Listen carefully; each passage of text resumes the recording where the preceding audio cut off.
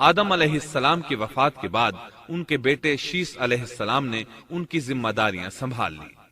اب تبلیغ کا کام انہیں کرنا تھا۔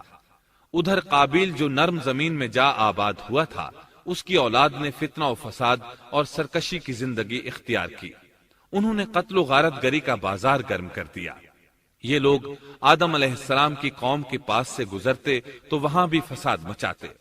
ابن عباس رضی اللہ عنہما سورۃ الاحزاب آیت 33 کی تفسیر کرتے ہوئے فرماتے ہیں، وَلَا تَبَرَّجْنَ تَبَرُّجَ الْجَاهِلِيَّةِ الْأُولَى، پرانے زمانے کی جاہلیت کی طرح اپنے بناؤ کا اظہار نہ کیا کرو۔ اس وقت دو نسلیں آباد تھیں، ایک پہاڑ پر اور دوسری نرم زمین پر۔ پہاڑوں کے مرد خوش شکل تھے، عورتیں سیاہ فام تھیں، جبکہ زمین والوں کی عورتیں خوبصورت تھیں اور مردوں کے رنگ سانولے تھے۔ اب ابلیس نے اپنا کام شروع کیا۔ وہ انسانی شکل میں نرم زمین والوں کے پاس آیا اور ایک شخص کا غلام بن کر رہنے لگا۔ پھر اس نے بانسری شکل کی ایک چیز ایجاد کی اور اس کو بجانے لگا۔ لوگ اس آواز پر لٹو ہو گئے، اس کے گرد بھیڑ لگا کر سننے لگے۔ پھر ایک دن میلے کا مقرر ہو گیا، اس میں ہزارہا مرد اور عورتیں جمع ہونے لگے۔ اتفاق سے وہاں ایک دن ایک پہاڑی آدمی بھی آ گیا۔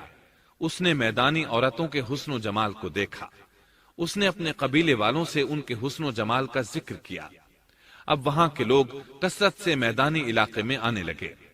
اس طرح آہستہ آہستہ مردوں اور عورتوں میں اختلاط بڑھا، بدکاری اور زناکاری عام ہوئی، جبکہ یہ سب کام شیس علیہ السلام کی شریعت میں حرام تھے۔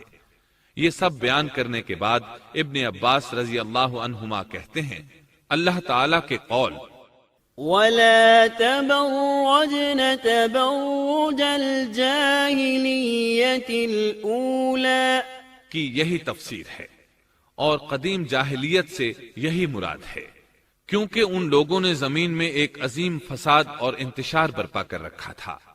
شیس علیہ السلام اپنی قوم کے لوگوں کو سمجھاتے رہے کہ وہ ان شریر اور فسادی لوگوں کے ساتھ میل جول نہ رکھیں، لیکن شیطان مسلسل انہیں ورغلاتا رہا، یہاں تک کہ شیس علیہ السلام کے ساتھ بہت تھوڑے لوگ رہ گئے اور قابیل کی قوم میں بہت اضافہ ہو گیا۔